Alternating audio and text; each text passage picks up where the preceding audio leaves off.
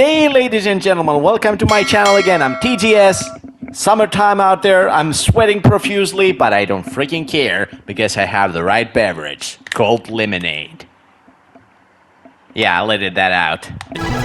So, cold lemonade is what you need for these days, for these hot days. And today's video is about hard games, about old school hard games. Now, I love old school games. You can see like I'm wearing the Thug Life glasses. Why? Because I'm the man. Because today, I'm going to be uncovering my own personalized top 5 video game list, old school video game list, that consists of games that, even though they have this reputation of being hard, they're not that hard. Or, better yet, I consider them to be easy. Easy peasy. Lemon squeezy. So, old school difficulty is a thing. It comes in different shapes and sizes. And by that, I mean some require your really sharp skills. Some others pinpoint accuracy and fast reflexes. And some others just require you to know exactly how the game works. And because of that latter category, I have 5 games right here that I don't actually consider them to be that impossible.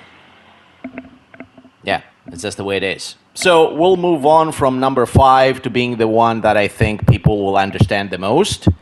And then moving up to the ladder, we're going to get people that are going to be calling me crazy or maybe calling me out.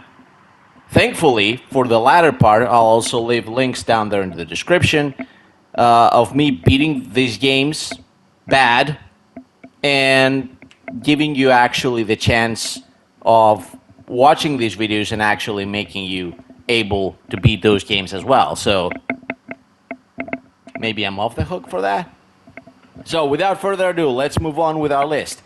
Top 5 hard games that are not hard. And yeah, by the way, the effects that you heard just now, I'm making them with my mouth. So, first up, number 5 on the list, we have Splatterhouse Part 2 for the Sega Mega Drive or the Sega Genesis, depending on the area you reside in. And let me tell you what, I get it. First time around, this game might feel tough. It might feel tough, but really, it's not. Let me get down with my arguments. First of all, this game has unlimited continues. And yeah, I know, other games do too.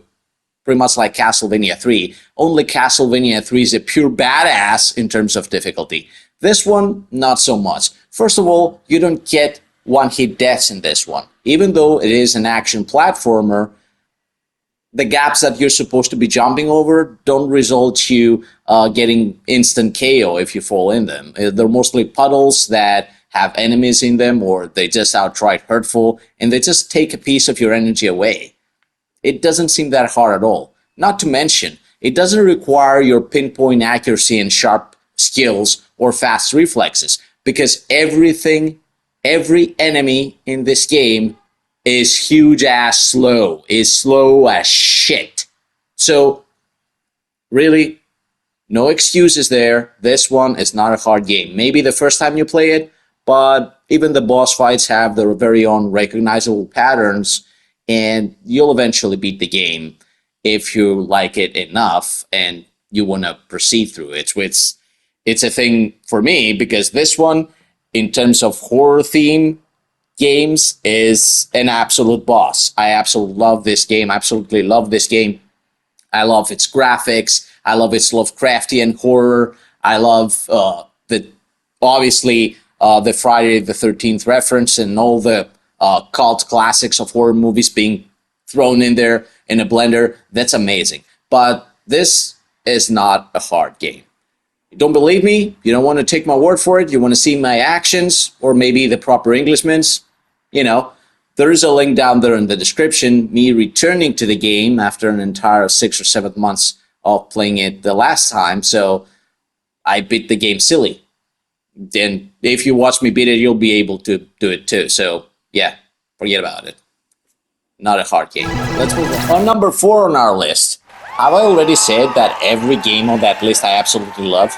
If I didn't, there I go. Every game on that list I absolutely love, and this is no exception. Mega Man 2 for the NES. Now, some people might not be even weirded out, having played this game. And Mega Man games do get sometimes that a reputation of being old school hard games. But for me, that title only belongs to the very first one. The other ones, not so much. And even with the first one, it's mainly for the wrong reasons, but that's a thing for a different video, maybe. Who knows? So Mega Man 2, for me, is the best of the entire... oh my god, what did I say? For the entire, from the entire Xology. Very humble, personal opinion. I like the spike of difficulty on this one versus number 3, which is like the next best candidate. But, after having played this so many times, I believe that this is, and most Mega Man games really are, about rock, paper, scissors. Yes, there's platforming in there, but you're obviously also equipped with the right tools for the right job every time. So even if there is like an elaborate gap that you have to go through, you always have the tools to go through it. So really, for me, it doesn't scream difficult. It just screams you getting familiar with the game and the tools you unlock along the way. And after a while, you almost become overpowered. That's just the truth. So this one is not hard. I think it's probably very easy for other people to understand too. And for me, yeah, even though it's on the easy side, I consider this one to be like my top favorite Mega Man out of the entire first 6. So yeah, case closed. This one is not hard. Let's move on. I'm kind of scared to show this one. I already said that I love every game on that list. There you go. There goes nothing. Friday the 13th by LJN on NES. And yeah, I love this game. You're gonna hit me about it, huh? So yeah, anyways, plenty of people that have been familiar with this game consider this to be a hard game. I think this is the prime example of the game that you have to know its inner workings in order to defeat it. And if you know how to defeat this game, it's one of the easiest ones around. Like it can take like up from 4 to 5 minutes to 15 minutes to beat it, depending on you knowing, being very familiar on how Jason moves on that freaking map, which is like, goes like that. And, it's the map system is very confusing. But you know what? I don't have to say anything else. I'll just leave the links down there in the description. I have 2 or 3 videos where I fully explain the inner workings of this game. And if you watch even like 5 minutes of my playthroughs, you'll be able to beat it yourselves. Yeah, it's not that hard. It's you basically knowing how to get the torch, which is like the best weapon in the game. And if you get that, you can pretty much make Jason your bitch. The game consists out of 3 days. On day 2, you don't get to fight Jason inside the cabins. That's the best tip I could give you. And speaking of tips, about this manual?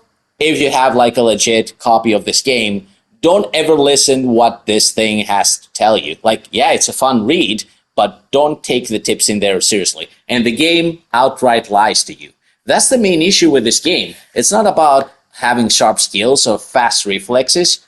Fast reflexes, my ass. You don't even need that to beat this game.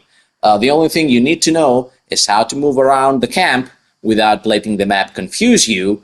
And first of all, get the torch and beat his ass. And you're done. And you'll find out that this game might actually start to grow on you, which is exactly what happened to me when I first beat the game. So, yeah, case closed. This game is not hard. And I don't really think many people will disagree with me after watching the links down there in the description for you on how to beat Friday the 13th. Without further ado, let's move on to our number 2. Okay, I'll admit that things on these 2 last games on that list might start getting to the crazy round, but bear with me, okay? So, taking a deep breath. Number 2, we have Teenage Mutant Ninja Turtles, or as you can see, it says Hero Turtles here because in Europe we're darn crazy. Like, we thought ninja, the word ninja, is violent, so we scratched that off and we just named it Hero. We also ruined Contra like that. We changed everything with robots and named it Probotector. Go figure. So this one doesn't want to stand, but it's okay. Yeah, the box is kind of old, but I still have like the manual. It's in Greek. Like, everything is in Greek in there, which I absolutely love. So yeah, Teenage Mutant Ninja Turtles for the NES. Everyone considered this game to be like one of the hardest games ever. I beg to differ. It doesn't require your sharp skills. It doesn't require your fast reflexes. It requires you knowing that the only freaking turtle worth a shit is Donatello. And basically knowing how to move around the maze-like stage where you move around with your turtle van. And of course, many people lose their minds over the swimming stage. Yeah. Did you actually know that you could swap turtles during gameplay? Did you actually know that? Enabling you to actually have a larger health bar. Did you know that?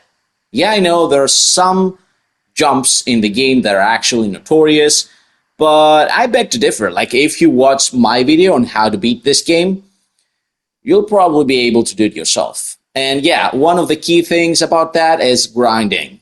You reach a stage just before you reach the Technodrome. There's a building, you go in there, you get your scrolls, you go back out, so yeah, you get your scrolls again, rinse and repeat. After a while, you'll be having 4 Donatellos, supercharged. So for me, my humble opinion, if you love this game enough and you want to check my video, which I'll leave down there in the description, you'll be able to pull through and reach the final level no sweat if you just watch my video. So second time around, you'll try to play it. Third time around, you'll probably be able to beat it. And you know what? The Shredder, the final boss, is one of the wussiest bosses in NES history. You literally do nothing. You just stand in the edge and you hit him with your bow if you're Donatello. You hit him with everything else, or maybe a scroll if you're Raphael or anyone else. So first of all, Donatello is the only turtle worth a shit. Second, grind for scrolls. Third, you can swap turtles in the swimming stage. You only have to play it once or twice to know what you're doing. What the hell? And if you don't know how to move around that maze with your turtle van, just watch my video, dude, and grind. That's all. And this game is not that bad either. Like, I kind of hate the grinding, but it's not that bad either. Like, a couple of bad jumps, badly designed jumps, and that's it. Case closed. This game is not hard. You are not hard. Ding, ding, ding, ding, ding, ding, ding, ding. Dun, dun, dun, dun. Okay, now I know that the Teenage Mutant Ninja Turtles thing is hard to swallow, but with the next one, the number 1 on our list, Teenage Mutant Ninja Turtles will actually seem believable. Again, I have links down in the description for every game, and I'll also leave for this one. So yeah, I'm not lying about being able to beat this, and you are also able to beat this. Do you remember some kind of boss that ruined your childhood? Oh, well. Mike Tyson's Punch-Out. Yeah, it's not hard. It's not hard at all. It's a puzzle game designed to look like a fighting game. That's the thing about it. If you know the inner workings, you can absolutely beat it. And the same goes for Mike Tyson. Yeah, first round, if he hits you once, you go down. I get it. But play it more than a dozen times, go back at it tomorrow, you'll basically be able to understand exactly how he works. You'll be able to know his pattern in round 1, you'll be able to know his patterns in round 2, and the more you play it, the less scary he looks or feels. And I'm not talking about the real Mike Tyson, I'm talking about this one. So yeah, first of all, he's not unbeatable. And second and foremost, aside from the fact that I have a link down the description that shows you how to beat this guy, and I'll explain more about that video later, is the actual fact that people seem to forget why you can't beat Mike Tyson today. You know why? Because most of you are playing it on emulation, on new type of televisions or PCs, or even on NES Classic. He's unbeatable there because there is a noticeable lag. And when there is a lag on a game designed to be that precise, you're doomed to lose each and every freaking time because you're forced to actually guess ahead what he is going to do to you. And it doesn't work that way.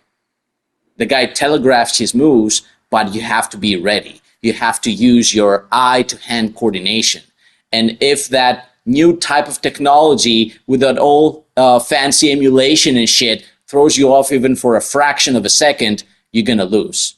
So if you're going to play this and try to beat Mike Tyson, do it on a real NES. That's my advice. Second and foremost, and I'll be explaining what I'm doing on this video, which makes it easier for you to realize exactly what I'm doing and exactly what Mike Tyson is doing. But it makes it really hard for me to play because I'm playing the US cartridge on a PAL system, which makes the game a little slower. You would guess that this would make it easier for me, right? Well, no, because I try to react right away when I see the signs, and his punch comes in, later. So I get punched much like Holyfield with Foreman. If you're familiar with that fight, Holyfield himself said Foreman was slower than Christmas. So every time he saw his punch, he leaned away and then back in.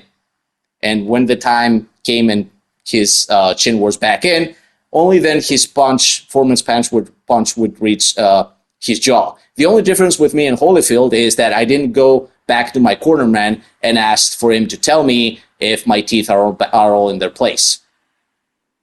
So yeah, keep that in mind. Do this on a real NES, watch my video, and you'll be able to beat his ass. Mike Tyson's Punch-Out is not hard. Now, show me how much you hate me. I mean, you love me down there in the comment section. And if you've been here before and you haven't subscribed, consider subscribing, you sucker. So, as for me, I'll see you next time. I don't know what I'll be doing, but one thing is for certain, I need a freaking fan and more lemonade. Peace out. Bye.